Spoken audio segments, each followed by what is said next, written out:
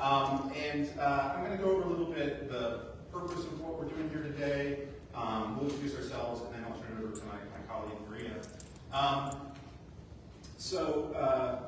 First of all, a huge thank you to Rashida and New Wave, NEPA PAC, Ashbury. I've told her that in my life I've studied a little bit of what are called social entrepreneurs, and she's a classic textbook example why bringing groups together that often have certain kinds of silos, and her role is super important. So this grant is made possible by, we did get an EPA grant, so we got money from the Environmental Protection Agency. We already have it in hand. In fact, Rashida has it.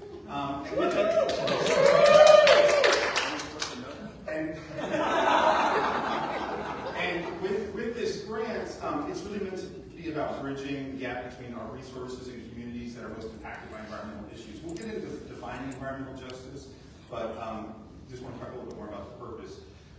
Those kinds of communities are often less able to be proactively engaged for a variety of reasons in environmental planning and policy. And part of this grant is to better understand the needs and concerns of communities before there's like an emergency or a crisis, right? It's being there earlier in the process. Specifically this grant was about, like, traditionally in environmental movements, there's sort of often, especially around environmental justice, there are people who often what we call frontline or fence line communities who are very close to sources of pollution, and then there's people who feel a strong pull being environmental activists, and those two can often make alliances around some of these issues, but there's a lot of people who, if you take a step back and say, are you concerned about the quality of your community? Let's work a lot in rural PA. We can talk about fishing, hunting, connection to nature. So they actually have a stake in addressing the disproportionate impacts of environmental effects on people. So we're hoping, and this is where Rashida and all of her organizations matter, is basically in this grant, and there's 3 of these workshops. This is the first one. It's to bring more people into the conversation. Ideally, you go back to your organization or community. You can talk about what you learned, reach out to them, either Maria or myself. We cover a lot of counties, but we cover all the counties you're from, probably. And then in that way, we start to build that capacity. I think a gentleman in the earlier session was talking about how do we get from concern to writing the grants. And we can't write grants for people, but we know that that's a gap, and those are the kinds of things we can focus on. Last thing I'm going to say is we'll go through the presentation, and this was what the presentation has kind of got some bookends about what came through for the funding, so we need to stick to that. And then we want people to be able to ask us very openly questions, and sometimes if I'm maybe a camera can get in the way. So when we finish with our official part, we can run the camera and you can ask us questions, and we might be able to give you more sort of impactful answers.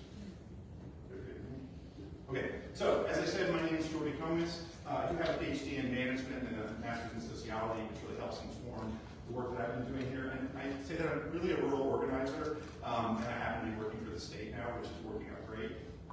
I've lived in Lewisburg Borough, which is in Union County, for 23 years. It's a small borough. I've been on the borough council for the last 8 years. And I do like dad jokes. What kind of bush should you be afraid of? An ambush. So I'm going to turn it over to my colleague, Maria.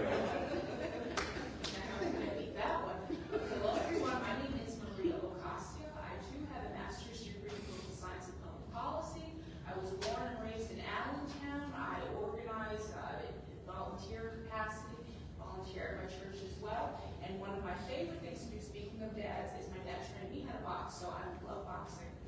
I'm standing this far away. I think it's you. Yeah. Oh, just kidding. Okay, folks. So let's get into who is DEP. Can you hear me? Because I know I should have. Nope. Can you hear me now? Yeah. Okay. So let's get into who is DEP and where is the DEP. So, just a little caveat. So to understand a little bit more about the who and the what of DEP, I think it's important to understand how our mission and our vision is rooted in Article 1, Section 27. So let's take a moment first to look at that. So Article 1, Section 27 reads, to protect Pennsylvania's air, land, and water from the pollution and to provide for the health and safety of its citizens through a cleaner environment. We will work as partners with individuals, organizations, governments, and businesses to prevent pollution and restore our natural resources. Also, fun little fact here, we are one of only 2 states with a state environmental rights amendment in our Constitution. It passed both houses of PA legislature with no votes against it on the first Earth Day in 1970. I know, it's pretty good for Pennsylvania. It won the approval by 80 to 20 vote of PA voters, so very good. So let's get into our mission. What is DEP's mission? So the Department of Environmental Protection, DEP, our mission is to protect Pennsylvania's air, land, and water resources and to provide for the health and safety of its residents and visitors consistent with the rights and the duties established under the Environmental Rights Amendment, which we just read. We will work as partners with individuals, organizations, governments, and business to conserve and restore our natural resources and to address all current and future environmental challenges, including climate change and environmental justice. And again, we'll dig a little deeper into those concepts as we go along. And now let's look at our vision. Our vision is to be a model environmental agency that moves at the speed of business, you might have heard the governor say that, and leads the way in science, innovation, and best practices to ensure clean air, land, and water for the health and safety of our present and our future generations. Now, if we can't get a little further into this, let's look at our pillars. We have 6.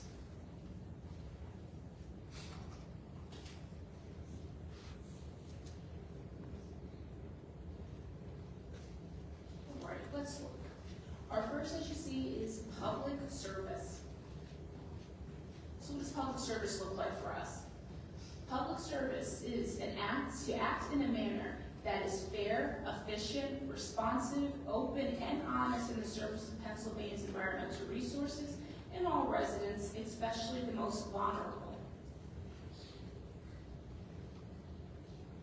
To be an environmental steward, to foster and encourage the responsible use of Pennsylvania's natural environment and the protection of public health through sound regulatory and policy decision-making.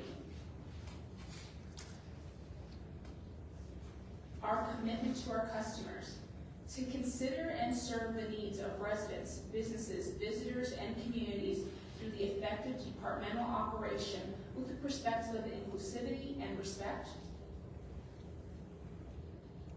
Communication, to provide timely and accurate information to all relevant internal and external partners. Excellence and continuous improvement, to elevate policies and processes to embrace and cultivate creativity, scientific advancement, innovation, and partnership. And lastly, accountability, to meet our obligations and accept responsibility while striving to achieve consistent outcomes for all. And now let's look at the programs that delve into this and use these pillars as well.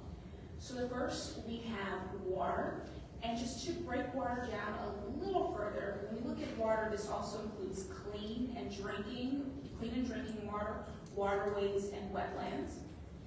We have waste, air,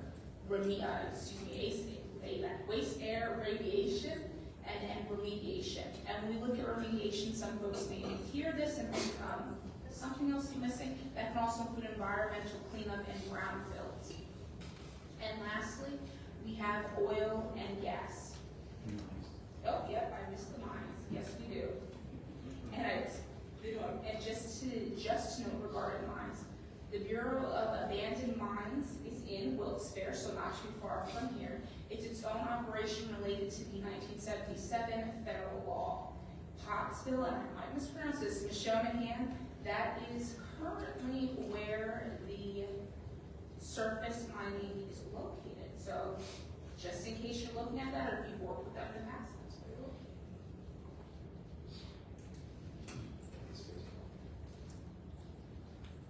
Okay. And just to give you an idea of where we are, just to know, DEP has 6 regional offices which carry out environmental permitting regional offices also inspect permanent facilities and respond to environmental complaints and emergencies. We engage with residents and local groups and provide regional information to legislators. Again, when you look just as a point of reference, so our central office, that's our Rachel Carlson office, that is in Harrisburg, where we are today. Our Northeast office, that is in Wilkes-Barre. That is where I am at on Wednesdays. I know, just call me on Wednesday, come and visit, it's fine. Our North Central Regional Office in Williamsport. And just so you know, Rashida's work extends across both regions. That's one reason that both of us came here today. And there is a coordinator who has the same job description as Maria and myself in each of those regions, and that's been a recent addition where we can actually do this kind of work. And again, just a map showing where else we are. Okay? So there are several other district offices: Newcastle, Knox, Shawinigan, Scranton, Reading, Altoona, Cambria, and Pottsville. Just to give you a sense of where is DEP. All right. Now that we got past that piece, Jordy. Yep. All right. So we felt like we needed to explain to you kind of the context of why we do what we do, where we. Everybody can hear me, right? Yes. I've never been accused of having a soft voice. So now we're going to get more into like what DEP does in its normal course of events, and we'll also weave in where we can how environmental justice relates to that. But given that the theme of this conference is housing, and a lot of times, are there any developers still in here? Okay, well, yes. They may have intersected with DEP. But fundamentally, when you think about not just how we do things, but if you go back to that mission, in some ways it may seem counterintuitive, but DEP basically regulates pollution, right? The way we preserve or conserve that there's clean air and clean water is to make sure that there's not too much pollution. Our whole economy is about using resources, right? So the question is, are we managing them in a way that minimizes the impact to the ecosystems and to people in a way that conforms to some sense of fairness? One thing, the DEP vision that Maria had, moving at the speed of business, and there was some comments earlier about it being hard to get certain kinds of permits. That may be different between a county and a city and DEP, but like generally with this administration, with the Shapiro administration, there's been two main focuses for environmental policy. One is to make sure that there's no backlog in the permits that we're doing, and that we narrow that time down. That doesn't mean we're sacrificing any quality. We are not sacrificing any quality. I feel like I'm saying inequality. The quality is still there, is what I'm right. And a lot of times it's about making sure we have enough staff to actually do that. The people who do the permits are the scientists and engineers in those fields. And I think that's kind of cosplay geologists or biologists sometimes. You can tell from our education backgrounds we're people. So anyway, I wanted to say that. So we're going to tell a little bit of a story here. As I said, DEP develops regulations, policies, and guidance documents. And you can go from a law that says there should be clean air. Well, what does that actually mean? How do you implement it? That would be regulations. There are state boards that actually deal with that regulatory piece. And then there's even within that we have internal policies and documents. So, a lot of us probably know this, but there's a lot that happens between writing a law and the actual implementation of that. So this middle one is one of the main ways people know us, and this is what I meant about regulating pollution, is that we review permits and certain environmental activities, and then we also continue to inspect them and make sure compliance happens with those permits. And last, we do administer grants and engage with the public. We often have like focal issues. Like right now, our energy programs office, which doesn't do any permitting, has been doing a lot around getting grants. That whole context about the current federal administration is making that a lively time. But we also have our own monies that we have that comes out of federal government. So, did anybody ever, this may date me, did anybody ever see that great Saturday Schoolhouse Rock about how does a bill become a law? Okay. Not really a singer myself, but we're telling kind of a story like that. How does something go from an idea in somebody's mind to actually being built? So what we're going to explain here is a fairly simplified version, but we want people to understand what the whole permitting process is, so that when we talk about environmental justice, or how DEP can be a partner, even outside of environmental justice, with working on more affordable housing, working with other state agencies, you understand what's behind the scenes in terms of what we do.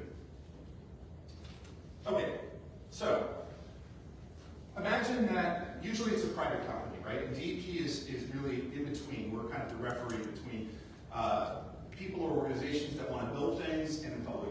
The one exception is municipal, like sewage works or water works. We also permit them. We also permit PennDOT and other government agencies. But there's somebody out there who wants to build something or do something. So we think of that as a project, okay? And let's say for this story of how an idea becomes a built project, they're going to need to build a new facility. I'll say now, and I might repeat this, that's a project. It almost always has multiple permits, right? And sometimes we sort of slip into saying permit when we really mean project, but just be aware that almost always, only the most simple kinds of things are a single permit. And DEP actually administers over 3,000 kinds of permits in Pennsylvania. Oh yeah. Well, let me say something important. Before the, let's say, Mr. Cartwright, not Mr. Ferry. That just popped in my head. Let's say, Mrs. Johnson wants to build something, or her company, Johnson Inc. wants to build something. So often, though, for them, that's a significant cost. They have to hire engineers and consultants to do the plans. So often, the Johnson Incorporateds of the world want to meet with DEP for something called a pre-application consulting. And I know because I care about the communities and the public, that can maybe look a little funny. It's actually a really great thing, because then they know which permits they actually need to submit. If we get a wrong permit, then that's just wasted time and wasted tax dollars. I think realistically for them, it's also a way to assess what are their costs and expectations about what they're building. So these pre-application consulting meetings are not a public meeting, but they are a chance for people who want to develop something to talk to DEP staff. However, one thing with the Environmental Justice Office is like when these projects are in these areas we call environmental justice, Maria or myself are there too, so that's a way we're trying to integrate the environmental justice perspective more into that. And one of the things that DEP can't ever force or coerce, but we can talk about what is this community like, and then it's on the applicant to think about how do they want to take that and think about ways to engage or be a good neighbor. That's really on them, though. That's not DEP policy, but it is something that can come up. So Johnson Inc. then develops this application. The one I worked on was well over 500 pages for mine in Bradford County. They paid a fee that covers just some of the costs to review it, and then a review of the application begins. By the way, people taking notes, I love the note takers. We will give you these also if you want. So before we get to the technical review, there's a completeness review, and that usually takes a couple of weeks, and that's basically our staff making sure that 10, 12, 15 modules are there, the right kinds of studies have been done and submitted. Then we can also at those times, talk about in the pack or when we get a permit that comes across our desk, because we are involved in permitting when it's in these special places called EJ areas, we also start to use some of our tools to be able to look at what do we know about the social and economic context of where that permit is. Okay, so now the staff at DEP and the people who actually review the permits are really what I said earlier, the technical people. And in general, they're great. They're very competent. Many of them could have taken much higher salaries in the private sector, but they believe in the role of environmental regulation because of Article 1, Section 27. So they do a technical review, which is basically, do these plans meet the rules and regulations? You said you're going to put out this much air pollution of carbon monoxide, or I shouldn't even be saying chemistry because I don't know it real well, or sulfides or other things. You say this is the amount of industrial wastewater that will go out. You say you're going to mine this much, and then they say, does that work? Is that below the maximum threshold? So in that permit review process, the public can always participate. They don't a lot of times because a lot of permits, to be honest, are a bit run-of-the-mill mundane. But for some projects, public interest is a lot higher. And the public does have a right to participate, but it is not a popularity referendum. Ultimately, our staff have to decide whether a permit meets the rules and regulations according to those rules and regulations. Now, are those good rules and regulations? I, as an DEP employee, have no opinion.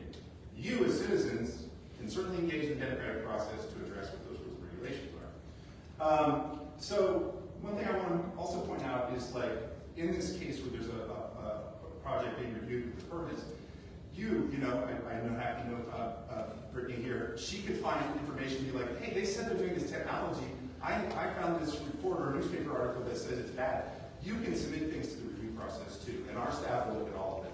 We also do something called a comment response document. So every written comment that we get is reviewed, and you know, sometimes we can't answer it. You know, like somebody's like, I hate that this is being built, and why you should care of the governor. No. We can't answer that. But if it's a question like, what about the bats? What about the eagles? How much will the water impact you? Did you look at this creek? Those kinds of things, we'll get an answer because we take all of it and we make what's called a comment response document. Okay, I kind of mentioned this already, but basically, once the project has gone through completeness, is in the technical review, at the same time is when that amount of public engagement takes place. And I hinted at it, I hope I'm not being repetitive, but one of the things Marie and I do is when there are certain kinds of projects that are usually larger, have been more controversial in the past, that are in certain areas that we define as, with data, that there's been more environmental impact and there's more vulnerable populations. So those two things make it an EJ area and a certain kind of permit. When that happens, Marie and I kick in gear and we basically make sure that there's a minimum amount of public participation, right? That permit's not just gonna kind of slip through the cracks and not get noticed. We don't advocate for or against a project. You know, sometimes people might be really happy that something's coming in and being built. They still might have environmental concerns, but we're there to be a resource for that. So what happens? So basically a permit, three things can happen at the end. This deposition, the story of what happened to our Johnson Inc. permit. One is they don't get the permit. Realistically, that doesn't happen that often because at this point, this entity has invested tens of thousands of dollars probably in their permit, and they also can get technical deficiency letters, and that can be 1, 2, 3, 4. It's basically a letter saying that's not good enough, or we want a traffic study, or did you talk to the Pennsylvania Historic Museum Commission about whether they're Native American artifacts? And so until our staff are satisfied that all of that has been met, the permit's not issued until all the technical deficiency letters have been looked at. And you know, sometimes a company might walk away, it's not that common. Or they get the permit, and it's, I don't know the percentage, but I have seen it myself. The permit, our staff that write the permit can put in what are called special conditions, right? If issues have come up, they can put special conditions on the permit to issue it. Okay, I keep getting ahead of myself. So yes, as I said, if it meets all the specifications, the permit will be issued. But that's not the end of the story, because we don't, DEP doesn't just do the permitting. For every permitting staff person, there's at least one or a couple more who work what we call compliance. These are the people who go inspect CAFOs, go inspect factories, go and inspect sewage facilities, water treatment plants, to make sure, and those are always done on like random schedules and that kind of thing, to make sure that the permit is being upheld. This is just my language, but in a way the permit's like a covenant between the person we gave the permit to, basically saying we trust you to do what you said you're going to do. Now we have to verify. And if companies are out of compliance, which happens, you know, sometimes it's kind of minor, paperwork wasn't done or something. Sometimes it's more important, more significant. The compliance staff can take action, which can range from penalties to shutting down a facility for a while. A lot of people might remember the Shell facility in Beaver County out in the west that had an air pollution event roughly 2 years ago. DEP made that shut down for several months until the problems were cleared up. And up to the point of revoking the permit and referring a case to, we have our own Bureau of Investigations. I've never met them, they seem kind of cool, like the FBI. But they can actually make criminal referrals. So, we talked about this a little bit, but this is a picture of Franklin Curry, who's a fascinating person. Has anybody met him? He is from Northumberland County. I'm told he's still alive. I'm hoping to meet him. One of our secretaries of the department was actually sworn in with the same Bible that he was sworn in when he came into office. So Franklin Curry, a story a lot of us will understand, grew up in this area, the Anthracite Belt region, and he saw at that time in the 50s and 60s how much damage had been done, you know, a lot by the coal companies, but not only. You know, oftentimes where there was coal plants, and Oceamokin is a place I spent a lot of time, there was a huge textile factory because there were women who needed to work, and there was coal.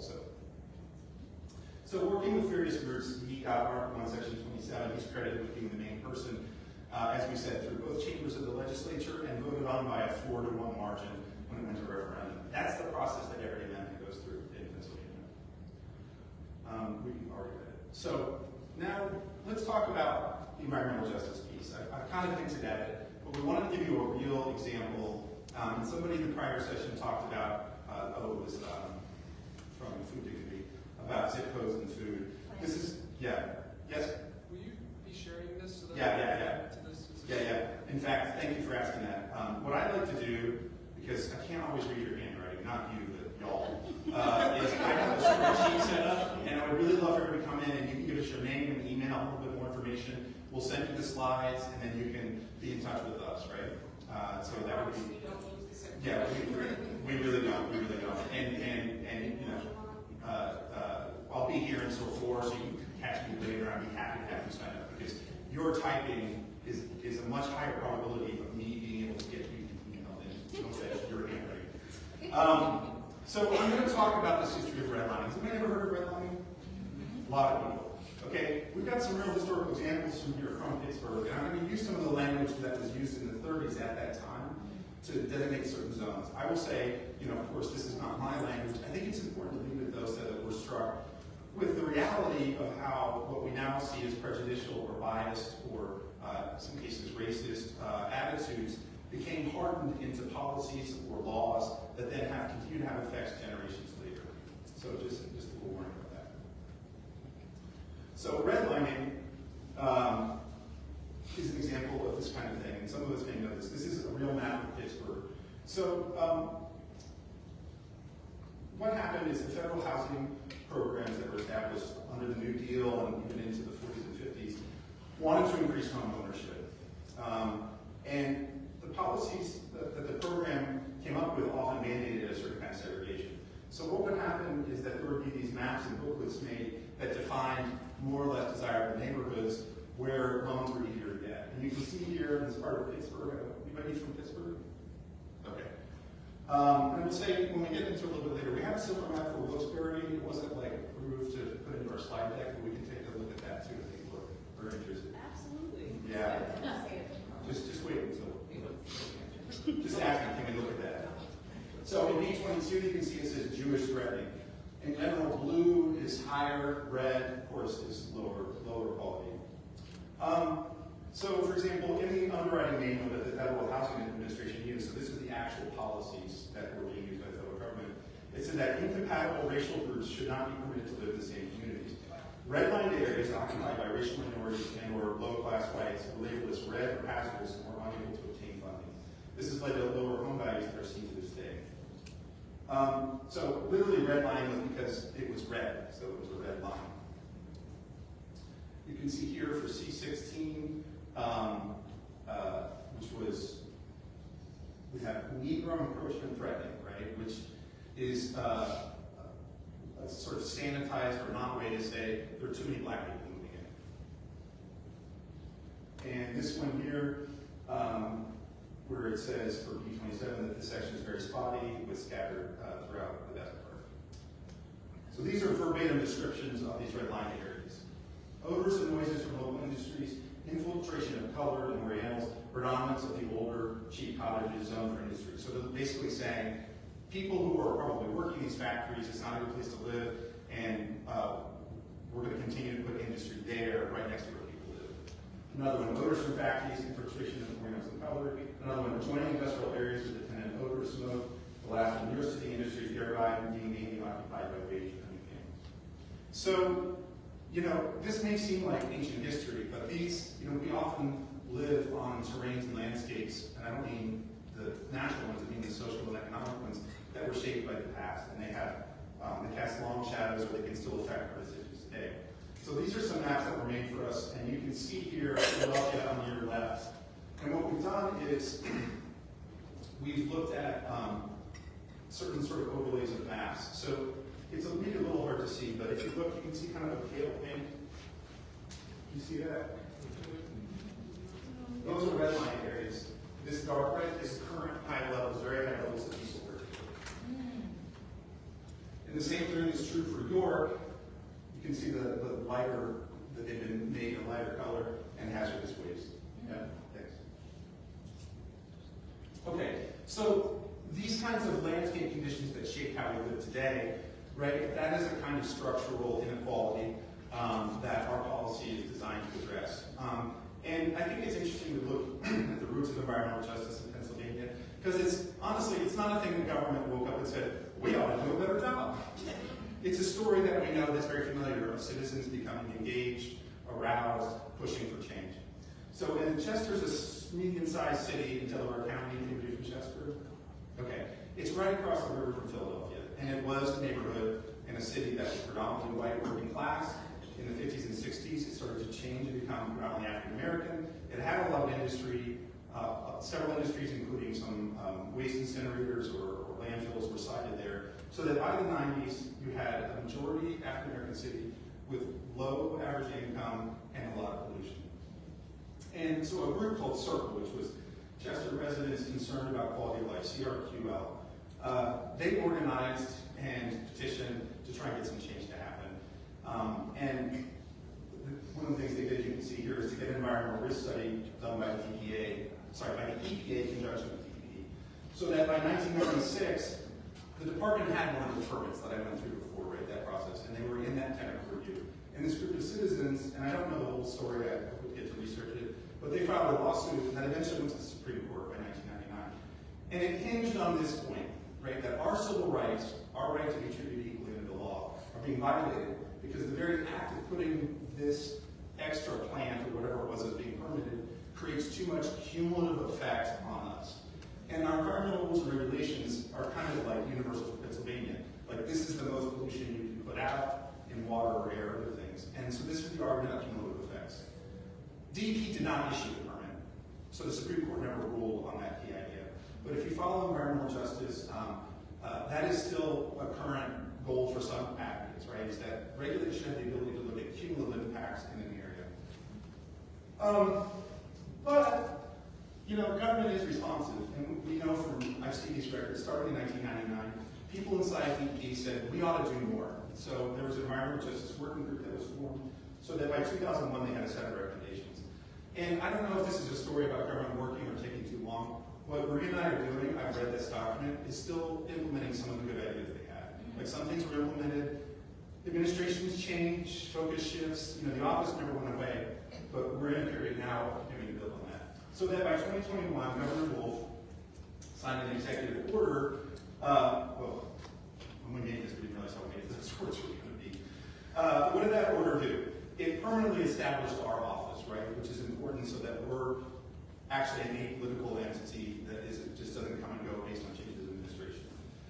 It formally created something called the Environmental Justice Advisory Board, and we're lucky to have one member here, Sheila Lovely, who's on this board. These are people not in government who meet several times a year, and they make recommendations to us about what we should do around environmental justice policy.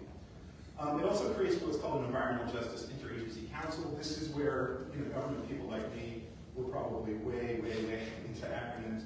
But a lot of us understand that a large organization like state government has many different parts of it that are their own departments that are there for a reason: health, aging, you know, transportation, environmental protection. Environmental justice is something at the intersection of a lot of those. So this council that's actually meeting tomorrow was set up so that we're talking to each other and not just sharing information, but actually able to find things like collaboration. And finally, it outlines actions that the executive branch should take to further environmental justice goals.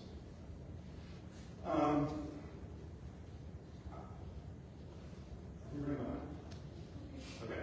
So one of the things that happened recently, starting in 2022-2023, was we went through a process of revising the policy, putting more into it, mostly around our role as coordinators to be able to be more proactive, and also added language about connecting environmental justice to climate change.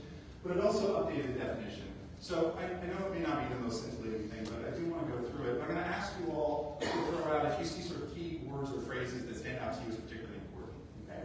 So environmental justice means the just treatment and meaningful involvement of all people, regardless of income, wealth, race, color, national origin, area of residence, tribal affiliation, or disability, in agency decision-making and other activities that affect human health and the environment, so that people are fully protected from disproportionate and adverse human health and environmental effects, including risks and hazards, including those related to climate change, the cumulative impacts of environmental and other burdens, and the legacy of racism and other structural or systemic barriers, and have equitable access to a healthy, sustainable, and resilient environment in which to live, play, work, learn, grow, worship, and engage in cultural and subsistence practices. It further involves the prevention of future environmental injustice and redress of historic environmental justice.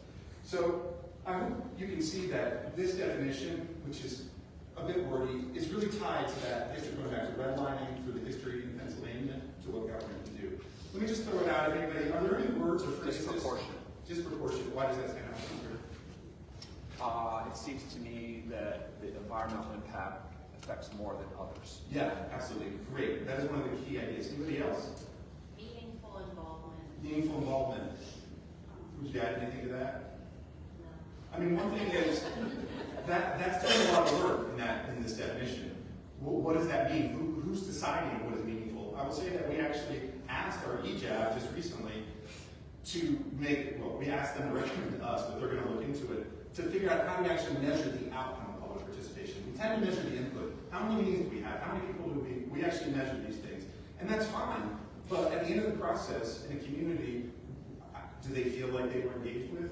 You know, it is often the case that people don't want something built, it does get built, and we're the ones who are in between trying to explain what's going on and what rights people still have. Anything else? I don't know, somebody, climate change? Climate change? Yes, thank you. And that's a thing that, you know, as our understanding has increased, has been folded in. Steve, is it? I would pick the legacy of racism and other Right. structural or systematic barriers. I feel like that particularly targets policy and legislation written rhetoric that would restrict Right. Right. being able to handle those issues. Right, and I think, you know, something that's interesting is this is in our official policy in the government document, and it's naming it, and it's not sort of sidestepping issues. All right, let's go back over to my colleague. All right, folks, well, I'm going to try to just get through this a little bit for the sake of time, but I will be asking questions. So, our day-to-day issues affecting environmental justice communities. Before I get into what issues you think impact your communities, specifically EJ communities. I will read a little page, go ahead. Air quality. Air quality. Air pollution, you said air pollution, Agriculture runoff. agricultural runoff. Noise pollution. There we go. Okay, folks, we are awake and we are going. I love it. Fracking. Odor from a landfill? Odor from landfill. Don't worry, we have a complaint form on site. Definitely utilize that. Mine subsided. I'm sorry. Mine subsided. Mine society. Very good. All right, folks. Well, I'm going to give a very simplified, brief view of some of the things that we've mentioned, or some of the things that we've observed, and some of the folks have already mentioned. First, we have climate. So Pennsylvania's climate is heating up, as we can all feel. It's bringing warmer, wetter conditions overall, while the climate change impacts are happening around the state. Historic and persistent socioeconomic inequalities mean that some Pennsylvanians are more vulnerable to climate impacts because of where they live, the types of homes they live in, their income level, and the degree of mobility and other factors.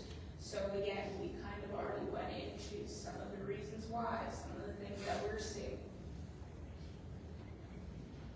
Air quality, this was mentioned, and absolutely it is a threat. So clean air quality, clean, healthy air is essential to good health, as we know, and the environment. DEP works to prevent and minimize air pollution caused by a variety of sources, from power plants and boilers to cars and trucks we drive. From daily air issues affecting our lives, which again some of you already mentioned, EJ communities have higher propensities to develop asthma, unfortunately. Pennsylvania's air quality has been and will continue to be affected by wildfire smokes, including from Canada. Poor indoor air quality due to mold growth, asbestos, and lead, among others, disproportionately affects EJ communities that live in urban areas and older environments. It's a reality. Something else that was not mentioned, but I do want to highlight right now, is illegal dumping and littering. Just some facts here, folks, that there are over 500 million pieces of litter on Pennsylvania's roads.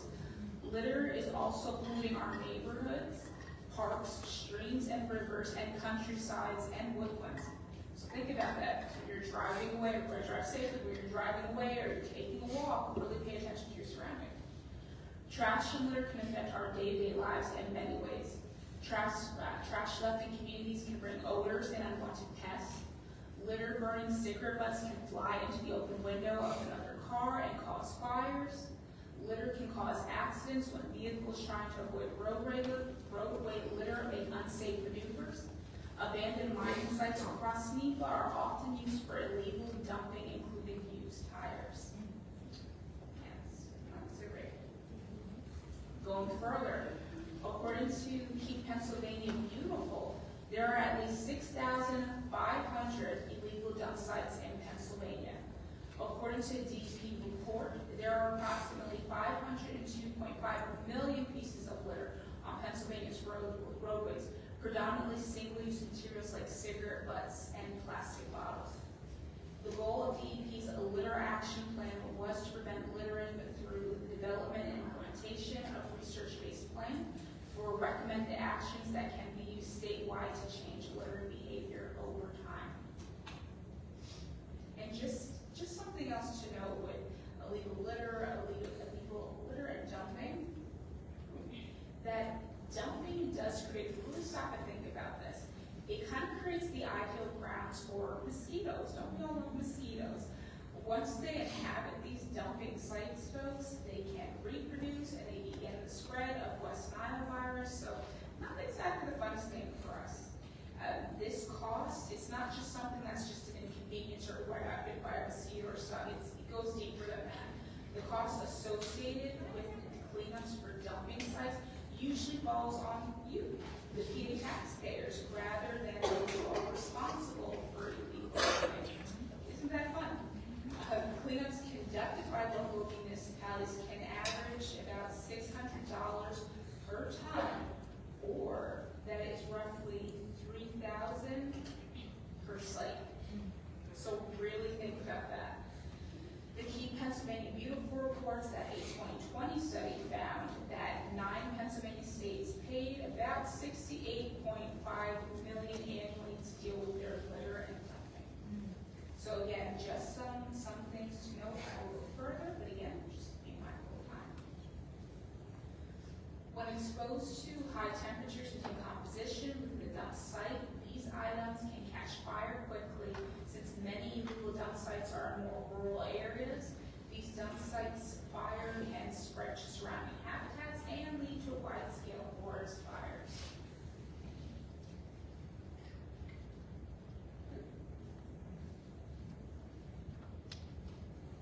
Okay, and again, just to further this, our air quality impacts, the air quality impacts of trash and dumping, construction, demolition, debris, bricks, old cement, contractor dumping empty paints, containers, and other paint materials, all these things have implications.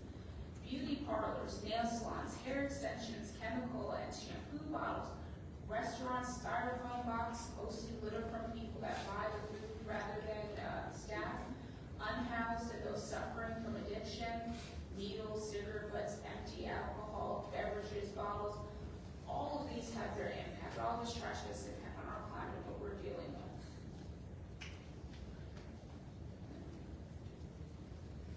Okay, so at least to end on a high note, so don't want to end on littering. Just I don't.